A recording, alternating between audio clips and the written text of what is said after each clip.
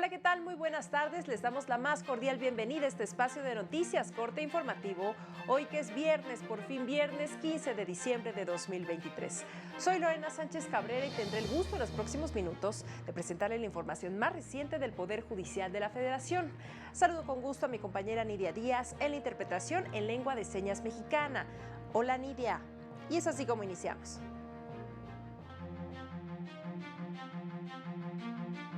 La ética judicial se ha adoptado como vía prioritaria para erradicar la corrupción, afirmó la ministra presidenta Norma Lucía Piña.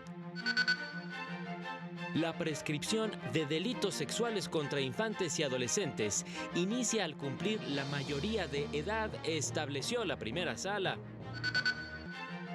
Mujeres y personas gestantes pueden recurrir al amparo para impugnar normas que sancionan el aborto.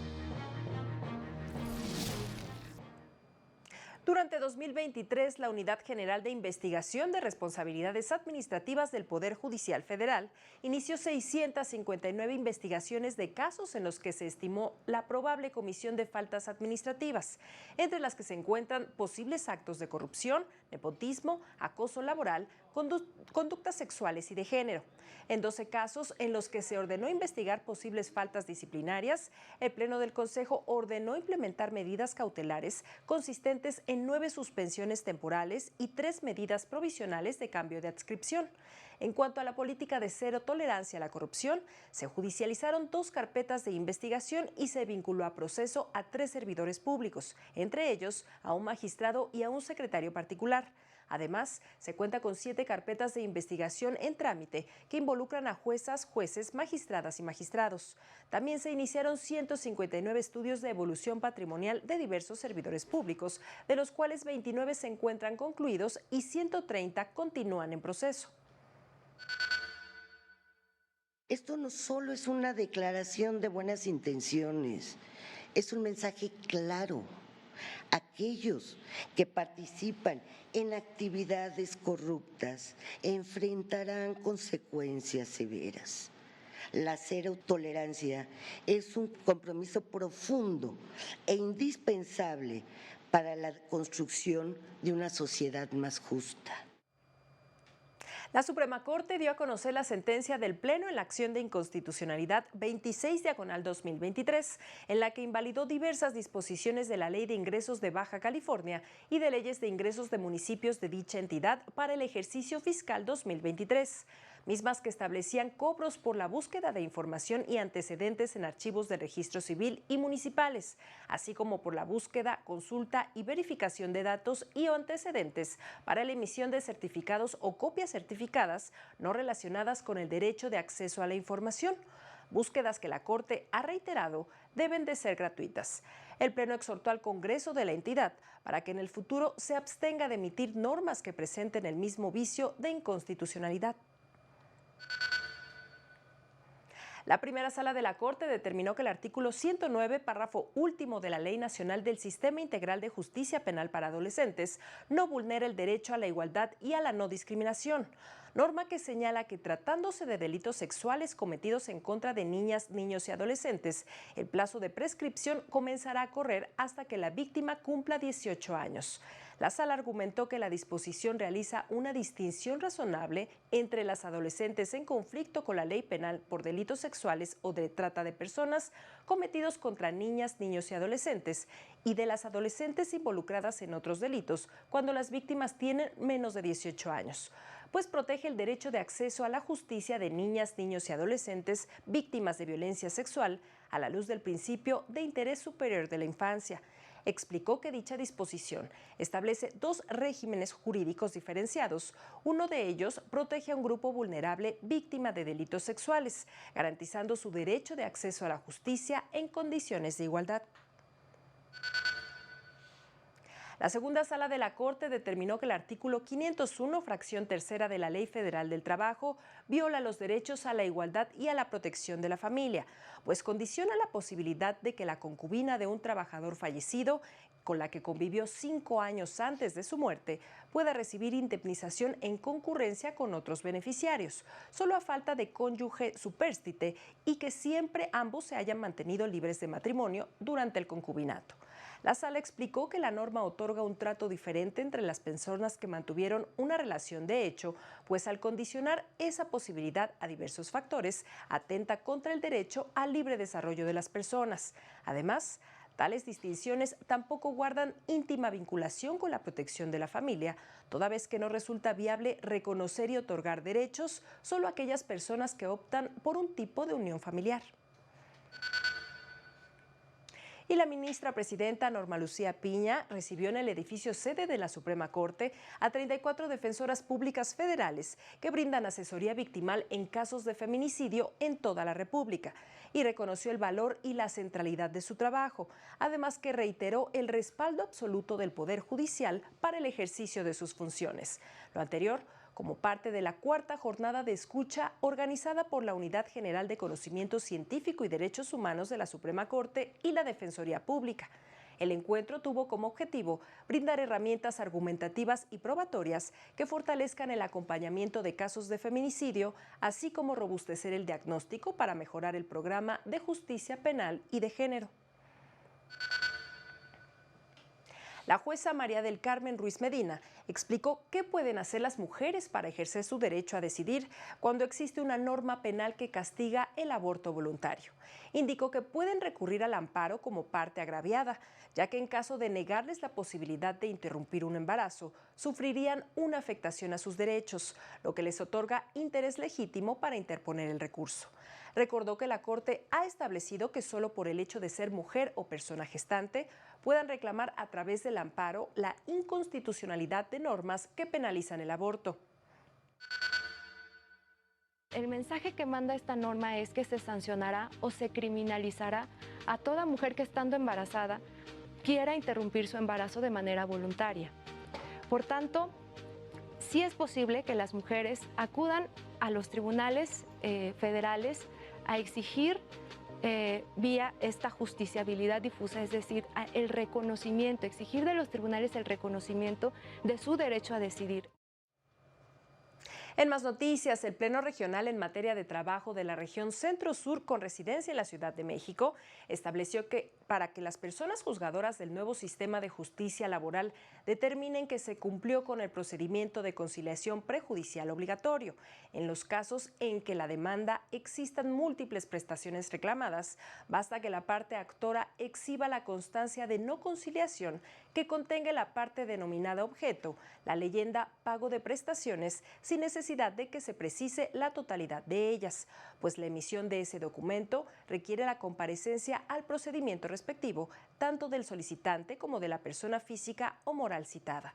Además, precisa que no existe fundamento legal alguno que establezca que las constancias de no conciliación deban precisar de manera expresa la totalidad de las prestaciones que hayan sido materia de la conciliación. Son 2 de la tarde con 8 minutos, momento de hacer una pausa, pero regresamos con más información a Corte Informativo.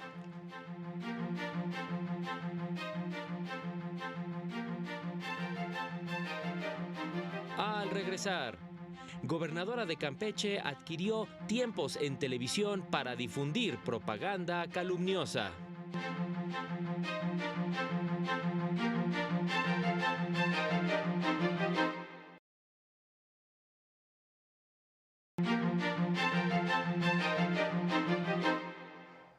Ya estamos de regreso con más información. La Sala Regional Especializada concluyó que la gobernadora de Campeche, Laida Sansores, el director de Comunicación Social y el titular del Sistema de Televisión y Radio del Estado adquirieron tiempos en televisión para difundir propaganda calumniosa contra la dirigencia del PRI cuando estaban en curso 6 procesos electorales. Lo anterior, pues en diversas emisiones en su programa en redes sociales y televisión local, Martes del Jaguar, calificó al líder del PRI, Alejandro Moreno, como traidor a la patria y le imputó delitos como robo, enriquecimiento ilícito y tráfico de influencias, además de difundir grabaciones de audios falsas. Se propone dar vista a la mesa directiva del Congreso del Estado de Campeche para que determine lo que corresponda respecto a la gobernadora de Campeche y el citado titular, y el titular de la Unidad de Comunicación Social del Gobierno de la entidad respecto al referido director. Por su parte, la Sala Regional Monterrey determinó que acreditar los votos que reciban los partidos políticos que impulsan una candidatura común de manera proporcional y equitativa con el número de personas candidatas y suplentes que correspondan a cada partido es contrario a lo establecido por la Suprema Corte de Justicia de la Nación en torno a la ley electoral de Tamaulipas. Lo anterior al modificar la resolución del Tribunal Electoral de dicha entidad, que había confirmado los lineamientos del Instituto Electoral Local para el registro de convenios de coalición y candidaturas comunes para el proceso electoral 2023-2024. La norma que fija esta regla se declaró válida por la Corte en la acción de inconstitucionalidad 45 del 2015. La regla en cómo deben hacerse este reparto de votos solo puede darse no en un reglamento, sino en la forma en que en el convenio perfilen los partidos. En tanto, la Sala Regional Ciudad de México confirmó que el Congreso de Guerrero sí cumplió con emitir normas que garantizaran los derechos de la comunidad LGBT+ para acceder a cargos de elección popular en la entidad, al confirmar una resolución del Tribunal Electoral de aquel estado que declaró cumplida una sentencia que obligaba al Congreso local a reformar la Ley de Instituciones y Procedimientos Electorales para garantizar el acceso a candidaturas a personas de la diversidad sexual para ayuntamientos y diputaciones locales. La revisión que pretendía la parte actora en su demanda incidental en términos de si la referida reforma garantizaba de manera efectiva o no los derechos político-electorales de la comunidad LGBTIQ+, excedía lo determinado en la sentencia cuyo cumplimiento se revisaba y no podía ser analizado por dicho órgano jurisdiccional.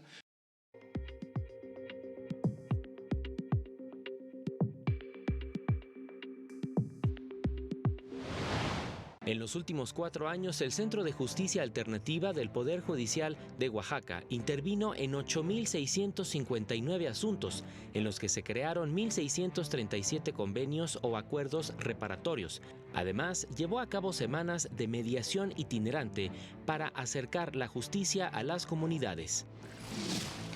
Durante 2023, los juzgados familiares tradicionales y en línea del Poder Judicial del Estado de México dictaron 18.675 sentencias definitivas de divorcio, en las que se buscó una distribución justa de los bienes.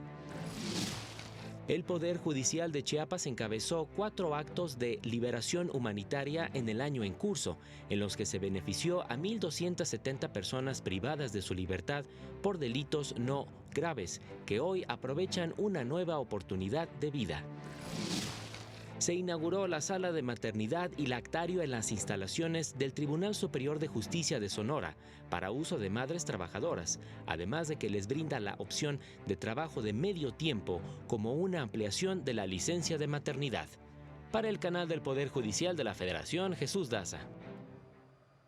En más noticias, la Unidad General de Conocimiento Científico y Derechos Humanos de la Suprema Corte explicó en qué consisten los procedimientos especiales del Consejo de Derechos Humanos de Naciones Unidas. Una persona o un equipo de personas relatoras especiales o expertas independientes elaboran informes y asesoran a los estados sobre derechos humanos por un máximo de 6 años. Entre sus labores están realizar visitas a los países en los que elaboran estudios temáticos y organizan consultas de expertos. También contribuyen en el procesamiento de normativas internacionales de derechos humanos y participan en tareas de promoción, sensibilización y asesoría para la cooperación técnica.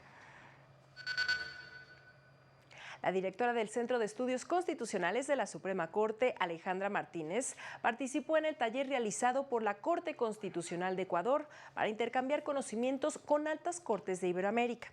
Ahí explicó la metodología que emplea el centro a su cargo para difundir los criterios de la Suprema Corte de Justicia de México, así como las líneas jurisprudenciales que se encuentran sintetizadas en los cuadernos de jurisprudencia y que pone a disposición de manera gratuita para todo el público. La realidad es que nosotros decidimos darles el mismo valor normativo a todas las sentencias, reúnan o no los requisitos procesales para ser consideradas obligatorias y no tomar en cuenta las tesis para hacer el reporte de sentencias. Es así como llegamos al final de este espacio, como siempre agradeciendo su compañía e invitándole a mantenerse aquí en la señal del canal del Poder Judicial de la Federación. Siga a las 20:30 horas el noticiario nocturno y recuerde que este sábado a las 18:30 horas está Semanario Judicial, el resumen de noticias del Poder Judicial de la Federación, con su repetición el domingo a las 10:30 de la mañana. Soy Lorena Sánchez Cabrera y en nombre de todo este equipo que hace posible este espacio, le deseamos que tenga un excelente fin de semana. Hasta pronto.